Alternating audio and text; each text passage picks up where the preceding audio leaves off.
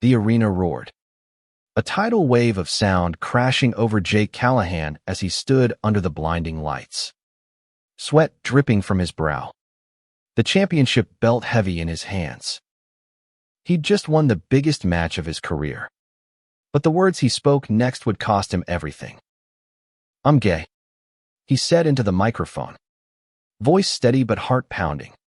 And the crowd's cheers turned to stunned silence.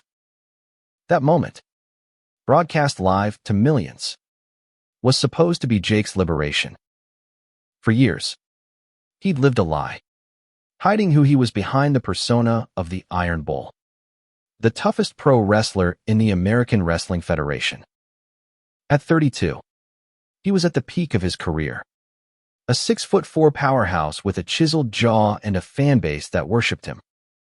But the truth had clawed at him. A secret he could no longer bury. Coming out was meant to set him free. Instead, it set his world on fire. Within hours, the backlash was merciless. Sponsors dropped him. The AWF suspended him indefinitely, citing brand misalignment. Fans who once chanted his name flooded social media with vitriol, calling him a fraud, a disgrace.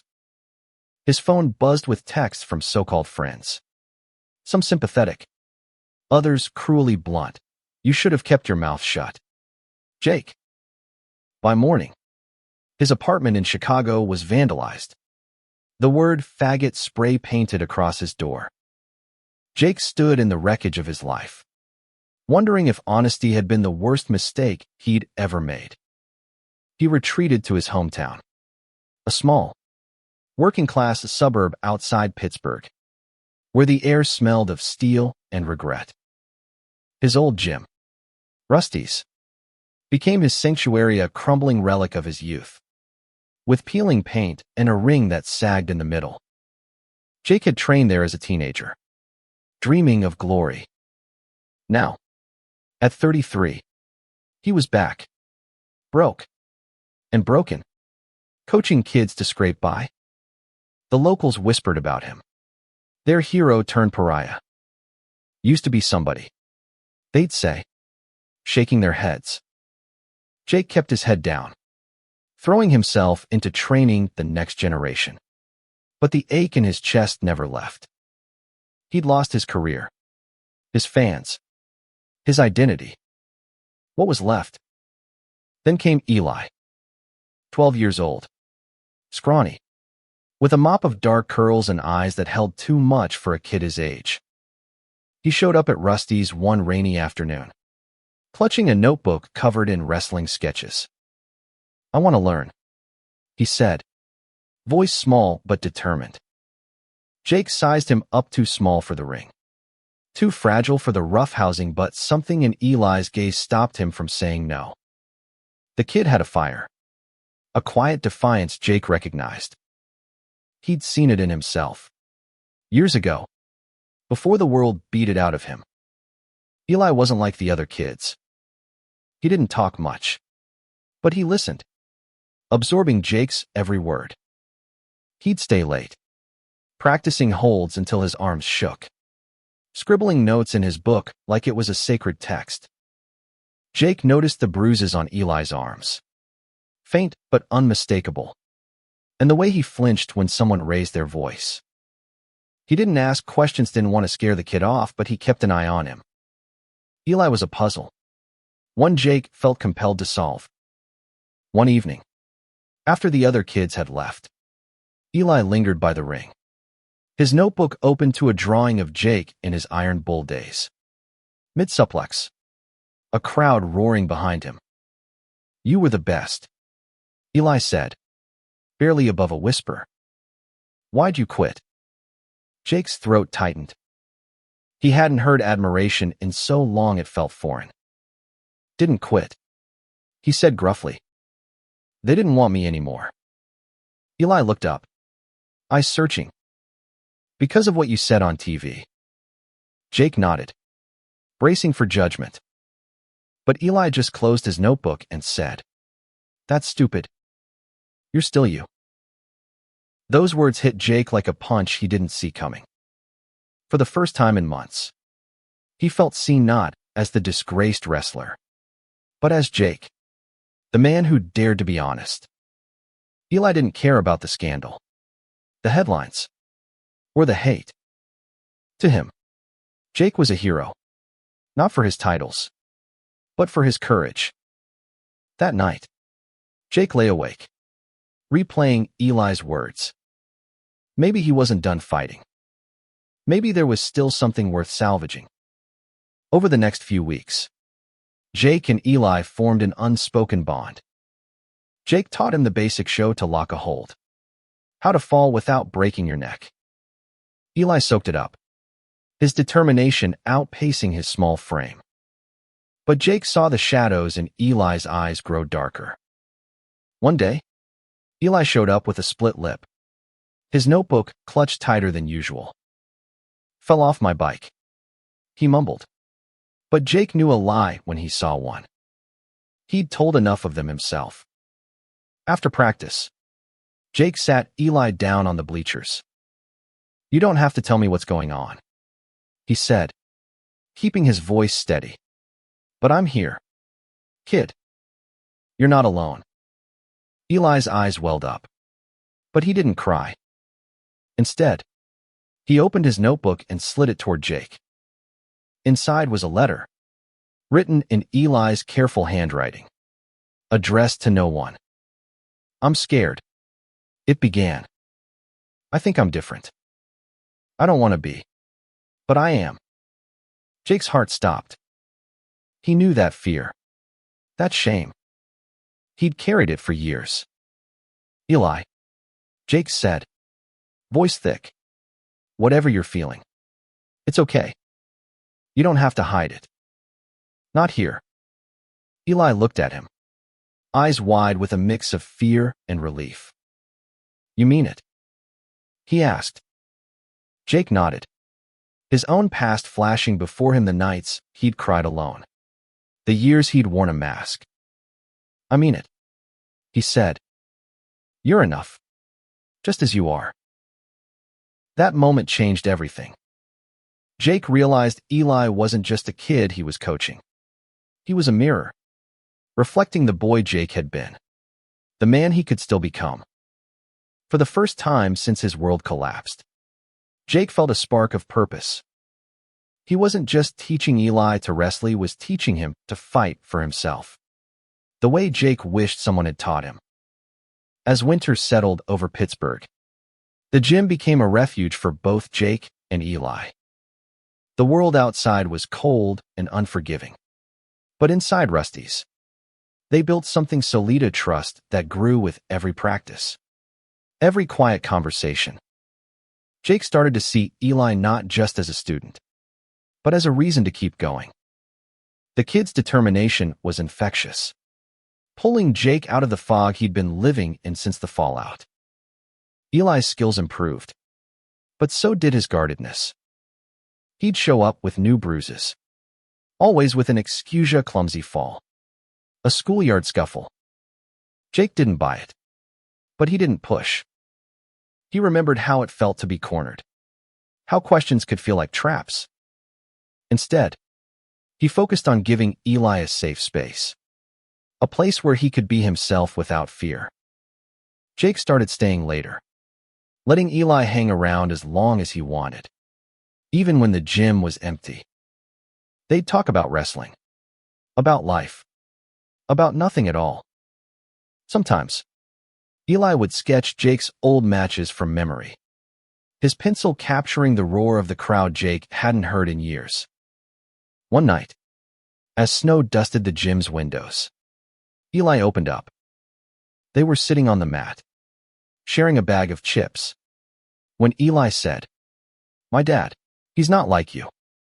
His voice was small, almost lost in the creak of the old building. Jake waited, sensing the weight of what was coming. "He gets mad. A lot. Says I'm not normal." Eli's hands trembled as he clutched his notebook. "He found my drawings. The ones of you.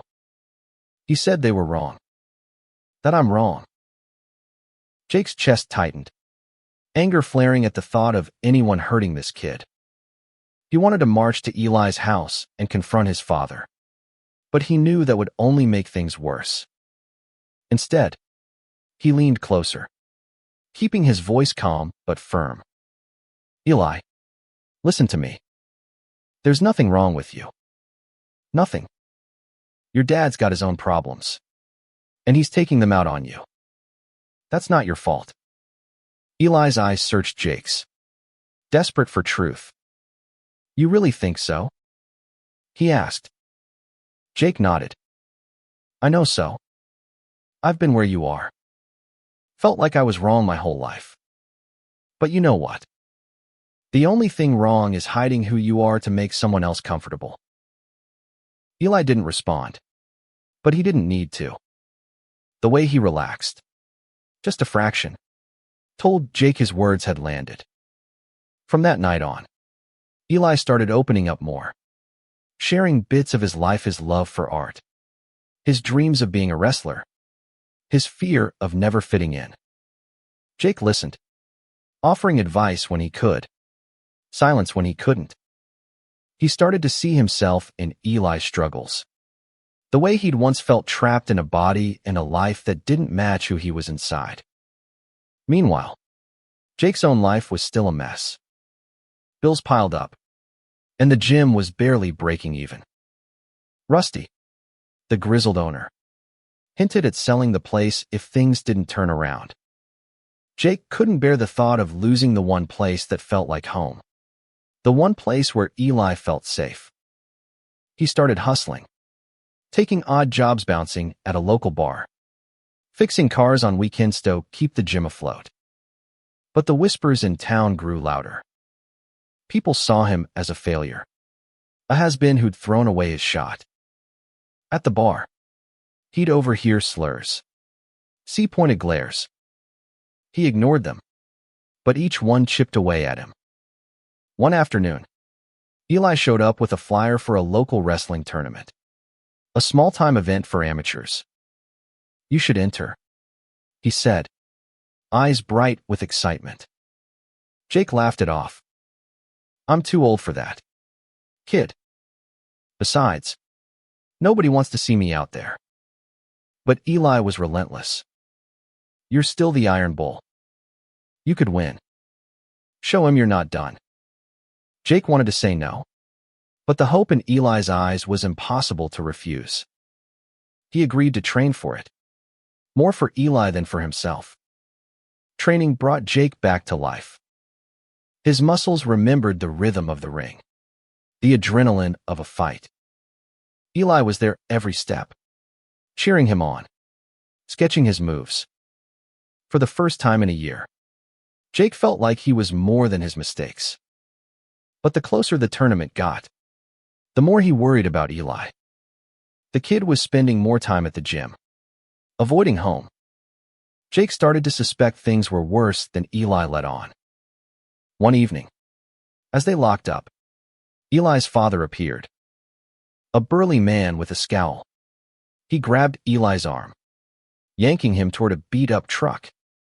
"You're done with this nonsense," he growled, glaring at Jake. "Stay away from my kid." Eli's face was pale, his notebook slipping from his hands. Jake stepped forward, heart pounding, but Eli shook his head, a silent plea to stay out of it. Jake watched them drive off, helpless, his fists clenched. He knew that look in Eli's eyes: fear, shame, the weight of a secret too heavy to carry alone.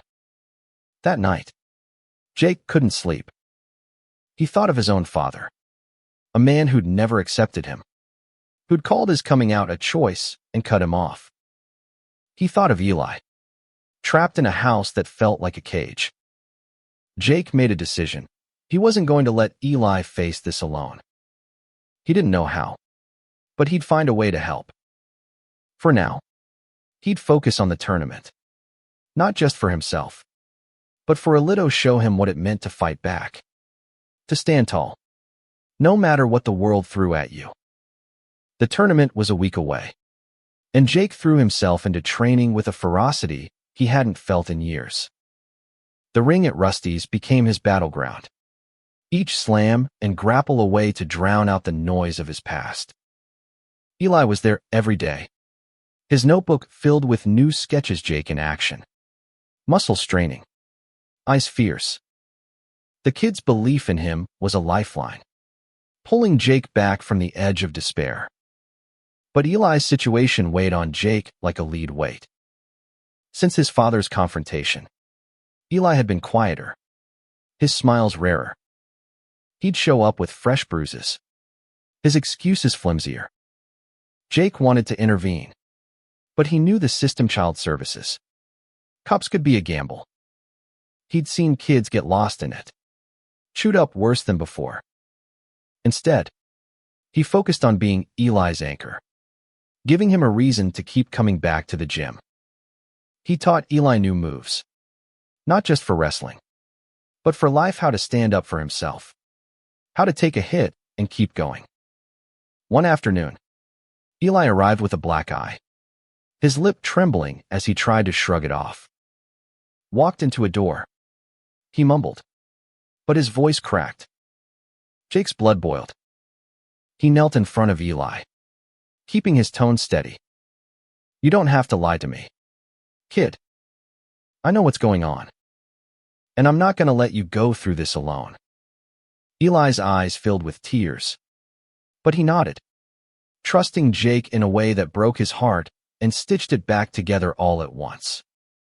Jake started researching, discreetly asking around about Eli's family. He learned Eli's father, Tom, was a former steelworker, laid off years ago, now drowning in debt and drink. The man's anger was a storm, and Eli was caught in its path.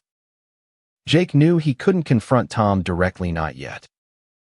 He needed proof, a way to protect Eli without making things worse.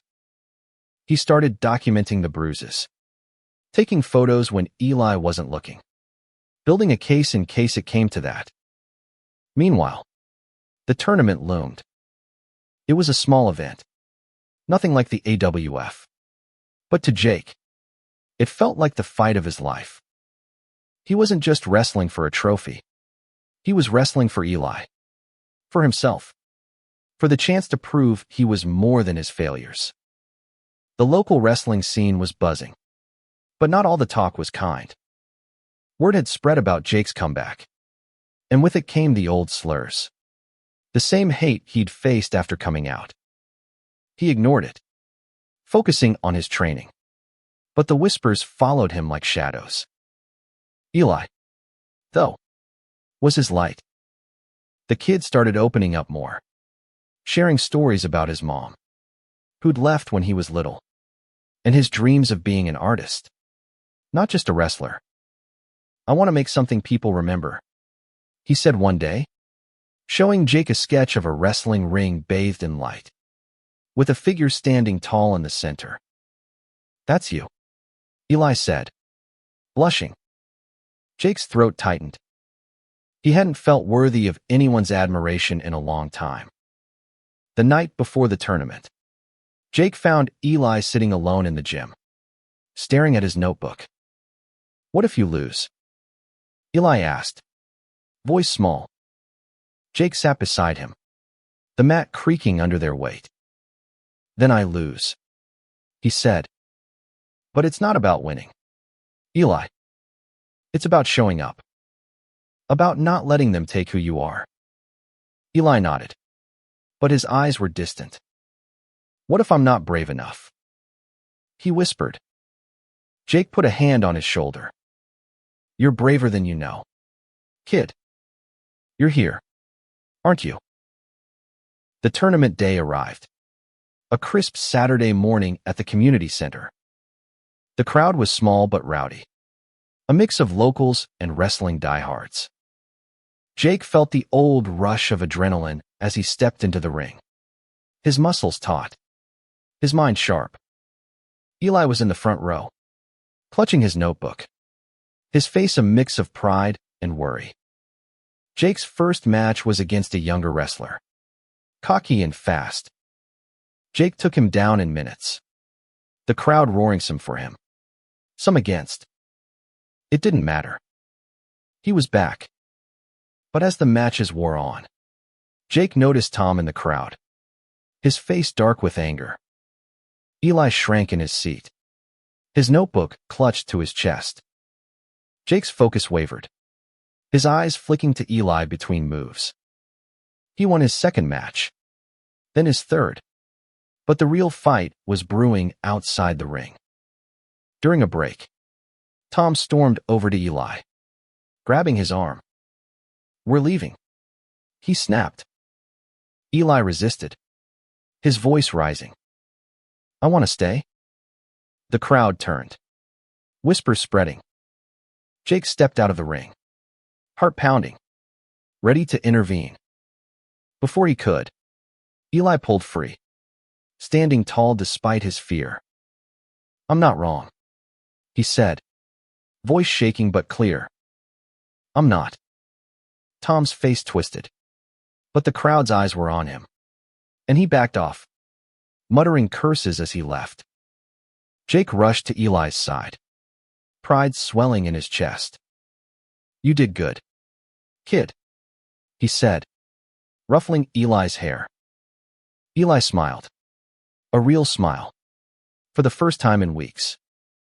Jake went on to win the tournament, the crowd's cheers drowning out the haters. But the real victory was Eli's courage, a spark that Jake knew would grow. As they left the arena together, Jake felt a weight lift. He wasn't just fighting for himself anymore. He was fighting for Eli, for every kid who felt different, for every person who'd ever been told they weren't enough. The tournament win was a small triumph, but it lit a fire in Jake. For the first time since his fall, he felt like he could rebuild not just his career, but his life. The local paper ran a story on his comeback, calling it the return of the Iron Bull. Some readers cheered, others sent hate mail. Jake didn't care. He had Eli, and that was enough to keep him going. But Eli's home life was a ticking bomb. After the tournament, Tom's anger seemed to escalate. Eli started missing practices, showing up only when his father was at work. When he did come, he was quieter, his sketches darker scenes of storms, broken rings, shadowed figures. Jake knew time was running out. He started talking to Rusty, who'd seen his share of troubled kids over the years. "You gotta be careful," Rusty warned. "Tom's not the type to back down. But that kid needs you." Jake reached out to a social worker he knew from his bar days, a woman named Maria who worked with at-risk kids. He shared what he'd seen: the bruises, Eli's fear, the letter in his notebook. Maria listened, her face grim. "We need evidence," she said. "And Eli has to be willing to talk. Without that, it's hard to move forward." Jake nodded, knowing it wouldn't be easy. Eli was loyal to his father, despite everything, and terrified of being taken away. One evening, Jake found Eli hiding in the gym's storage room, curled up behind a stack of mats. His face was swollen, a fresh bruise blooming on his cheek. Jake's heart broke. He sat beside Eli, silent, letting the kid decide when to speak. "He found my letter," Eli whispered finally. "The one I showed you.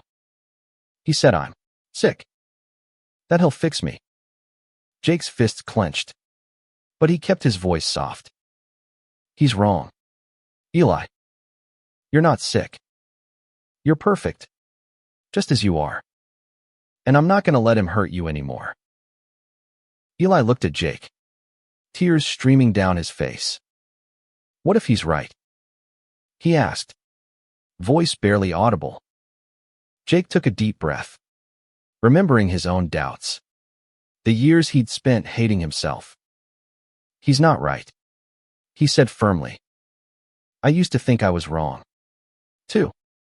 Took me years to see I wasn't." You're going to get there, Eli, and I'm going to help you. Jake convinced Eli to talk to Maria, promising he'd be there every step. The meeting was tense, Eli's words halting as he described his father's rages. The slaps. The threats. Maria took notes, her expression calm but focused. We can help you, she told Eli. But it's going to be hard. You'll need to be brave. Eli nodded, gripping Jake's hand under the table. Jake felt a surge of pride, mixed with fear. He knew this was only the beginning. With Maria's guidance, they filed a report, and Child Services opened an investigation. Tom was furious, showing up at the gym one night, drunk and shouting, "You turned my kid against me," he yelled, shoving Jake. Rusty stepped in, pulling Tom back, but Jake stayed calm. His eyes locked on Eli, who watched from the doorway. "This isn't about you," Jake told Tom. "It's about Eli. He deserves better." Tom stormed off, but Jake knew the fight wasn't over. The gym became a battleground of a different kind. Jake started a free wrestling clinic for kids, hoping to keep Rusty's afloat and give Eli a community. The turnout was small at first, but word spread, and soon the gym was alive again, filled with laughter and the thud of bodies on the mat. Eli thrived, his sketches brighter, his confidence growing. He started helping Jake coach the younger kids, his quiet strength inspiring them. One day, Eli showed Jake a new Droinga wrestling ring with two figures, one tall, one small, standing side by side under a spotlight. "That's us," Eli said, smiling. Jake's heart swelled. He saw himself not just as a coach, but as a mentor, a protector, maybe even a father figure. The thought scared him, but it also gave him purpose. As the investigation into Tom deepened, Eli stayed with a foster family temporarily, a kind couple who welcomed Jake's visits. Jake brought Eli to the gym every day, keeping their routine steady. They talked about the future-realized dreams of art school. Jake's hoped to reopen his own wrestling school someday. For the first time, Jake allowed himself to dream again, to believe he could be more than his past. But the shadow of Tom loomed. Jake knew a confrontation was coming, and he braced himself for it. He wasn't just fighting for Eli anymore, he was fighting for every kid who'd ever felt alone, for every person who'd been told they didn't belong. The ring was calling him back, not for glory, but for redemption. Spring brought new life to Pittsburgh, but for Jake and Eli, it was a season of uncertainty.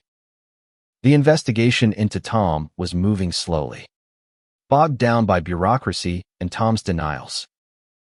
Eli was safer with his foster family, but he missed home, even if home had been a battlefield. Jake visited daily, bringing sketches, wrestling gear, anything to keep Eli's spirits up. The gym was their constant, a place where they could both breathe. Jake's wrestling clinic was growing, drawing kids from across town. He poured everything into it, teaching not just moves, but resilience, the kind he wished he'd had growing up. Eli became his unofficial assistant, showing younger kids how to lock a hold, his small hands steady and sure. Watching him, Jake saw a strength that hadn't been there before. Eli was still scared, still healing, but he was fighting in his own way. One afternoon, Maria called with news. Tom had agreed to counseling as part of a deal to avoid charges, but only if Eli returned home. Jake's stomach dropped. He knew Tom's promises were empty. That counseling wouldn't fix a man who saw his son as a problem to be solved. Eli overheard the call, his face pale. "I don't want to go back," he said, voice firm despite the tremble. Jake hugged him, promising they'd figure it out. He wasn't going to let Eli down.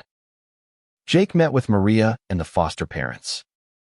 Brainstorming options, they decided to push for extended foster care, arguing Eli's safety was at risk. Jake offered to testify, sharing the photos he'd taken and Eli's letter. It was a risk. Tom could come after him, but Jake didn't care. Eli was worth it. The hearing was set for a month out, and Jake threw himself into preparing, both for the legal fight and for keeping Eli stable. At the gym, Jake noticed a change in the community. The tournament win had shifted perceptions. Some locals who'd shunned him started showing up, signing their kids up for the clinic. A few even apologized, admitting they'd been wrong about him. It wasn't forgiveness. Not entirely. But it was a start. Jake didn't need their approval, but he welcomed their support for the kids' sake. Eli, meanwhile, was finding his voice. He started a sketchbook for the clinic, designing logos and posters. One day, he showed Jake a drawing of a new wrestling persona, the Spark, a small but fierce figure with a blazing heart. "It's me," Eli said, grinning. Jake laughed, ruffling his hair. "You're going to need a better costume than that," he teased. But inside, he was beaming. Eli was claiming his place, not just in the gym, but in the world. Trouble came when Tom showed up at the gym again, this time sober, but no less angry. He demanded to see Eli, claiming he'd changed. Jake stood his ground, keeping Eli behind him. "You want to see him? You go through the system," Jake said, voice steady. Tom's eyes narrowed. "You're poisoning my kid," he spat, turning him into something he's not. Jake's fists clenched, but he didn't swing. "I'm helping him be who he is," he said. "Something you never did." Tom left, but not before promising to settle this. Jake knew a threat when he heard one. He started locking the gym at night, keeping a closer eye on Eli. The stress was wearing on him, but he hid it, focusing on the kids, the clinic, the fight for Eli's future.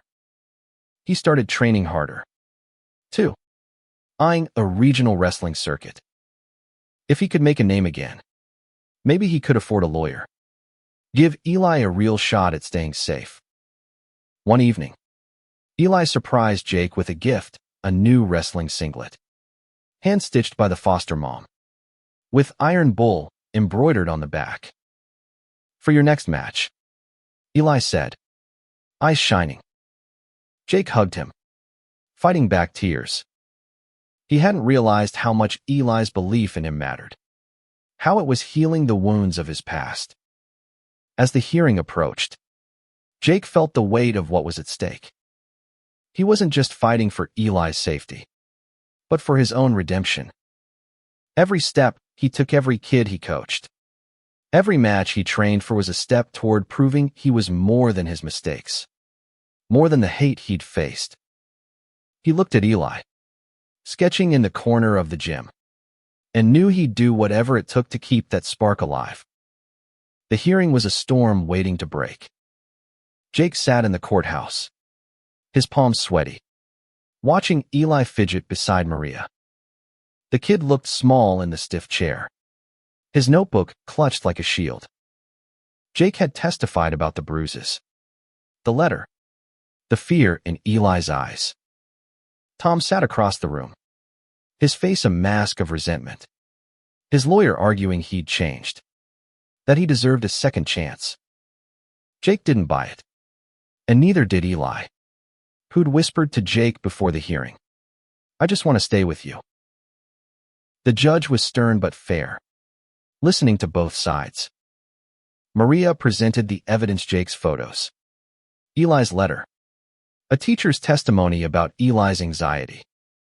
Tom's lawyer countered with promises of reform, painting Jake as an outsider stirring trouble. Jake's heart pounded as Eli was called to speak. The kid stood, voice shaking but clear, and said, "I don't feel safe with my dad. I want to stay where I'm wanted." Jake's chest ached with pride and fear.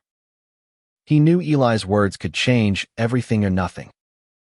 The judge granted temporary foster care, pending further review. It was a victory, but not a final one. Tom stormed out, his eyes burning into Jake as he passed. Jake knew this wasn't over. He took Eli to the foster home, promising they'd keep fighting. Eli hugged him, whispering, "Thanks for not giving up." Jake ruffled his hair, unable to speak past the lump in his throat. Back at the gym, Jake channeled his energy into the wrestling clinic. It was thriving now, with 20 kids enrolled, their laughter filling the space. Eli was their unofficial mascot, designing flyers and coaching the younger ones. Jake saw him blossom, his sketches brighter, his smiles more frequent. But the shadow of Tom lingered. Jake heard rumors Tom talking big at the bar, saying he'd take back what's his. Jake tightened security, installing a cheap camera system, but he couldn't shake the unease. To keep Eli grounded, Jake entered another wrestling tournament, this one bigger, with scouts from regional circuits. He trained relentlessly, Eli at his side, timing his drills and sketching his moves. The night before the match, Eli gave Jake a new drawing, the Iron Bull, standing tall, with a smaller figure beside him, both glowing under a spotlight. "We're a team," Eli said. Jake nodded, his heart full. "Always, kid." The tournament was electric, the crowd bigger than the last. Jake fought with a fire he thought he'd lost. Each win a statement. He was still here, still fighting. Eli cheered from the sidelines, his voice cutting through the noise. Jake made it to the finals, facing a brutal opponent, a former AWF wrestler who sneered at Jake's comeback. "You're a joke, Callahan," he taunted. Jake didn't respond.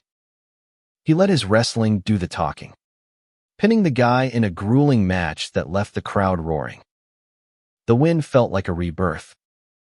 Scouts approached Jake after, offering tryouts for a regional league. It wasn't the AWF, but it was a start. Jake looked at Eli, grinning in the stands, and knew this was for him. But the victory was short-lived. That night, Jake found the gym's lock broken, his office trashed. A note was scrawled on the wall, "You'll pay." Jake's blood ran cold. He knew it was Tom. He called Maria, who urged him to file a police report. Jake hesitated, worried about escalating things. But he couldn't risk Eli's safety. The police took the report, but without proof. Their hands were tied. Jake stayed at the gym that night, sleeping on a cot, his mind racing. He couldn't lose the gym, couldn't lose Eli. He started planning, saving money, looking into legal guardianship. He wasn't sure he was ready to be a parent, but he knew he'd do anything for Eli. The next day, Eli showed up with a new sketch, a shield with a bull's head, labeled "Protectors." "It's us," he said, smiling. Jake hugged him, promising himself he'd live up to that image. The fight wasn't over, not with Tom, not with the world, but Jake was ready. He'd lost everything once. He wasn't going to lose Eli. The vandalism shook Jake, but it also steeled his resolve. He wasn't just fighting for Eli anymore, he was fighting for the life they were building together. The gym was their home, the wrestling clinic their family. Jake doubled down, repairing the damage and rallying the community. Parents donated supplies. Kids helped clean up. The gym's walls, once peeling, now bore Eli's artwork, bright murals of wrestlers, rings, and hope. Eli was thriving in foster care, But the uncertainty of the next hearing loomed. Jake met with Maria weekly, building a case for permanent guardianship. He wasn't family. Not legally. But he was Eli's rock. Maria warned it would be a long shot. Courts favored biological parents, but Jake didn't care. He'd fight as long as it took. Meanwhile, Jake's wrestling comeback gained traction. The regional league offered him a contract.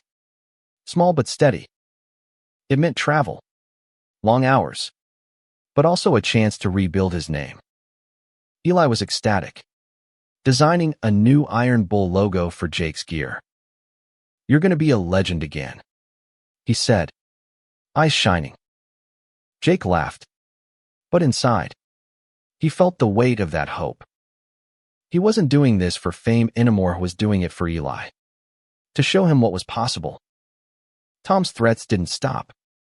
Jake spotted him lurking near the gym, watching from across the street. He didn't approach, but his presence was a storm cloud. Jake installed better locks, kept Eli close. One night, he caught Tom trying to break in again. Jake confronted him, keeping his distance but standing firm. "Stay away from Eli," he said, voice low. Tom sneered. "He's my son. You're nothing."